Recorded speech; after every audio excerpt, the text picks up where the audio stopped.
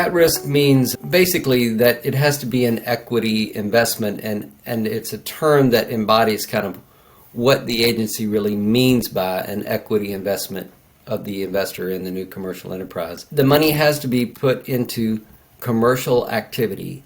So it can't just be set in reserve, sitting on the sideline, waiting for things to happen and jobs to be created and then paid back to the investor. It has to be plowed into use, job creating activity, and it has to be at risk in the sense that it might be lost. The business might not succeed, and the new commercial enterprise might not be able to pay it back to the investor at the end.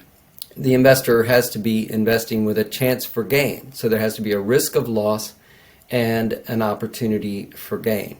And finally, there can't be a set arrangement for repayment of the money at a certain date and a promise and a guarantee that the money will be repaid. It has to be more of kind of a piece of the pie equity investment, although that rule is a little fuzzy and tricky. And it can't be a debt arrangement. It can't just be that the investor puts their money in for X period of time, gets a percentage return on the amount of their capital, and gets the money back. Now, particularly in the regional center program, people have figured ways to try to approximate things that you might call a debt arrangement, and those are complicated. But the idea is what USCS wants to see is equity investment with a kind of piece of the pie, risk and gain type of arrangement.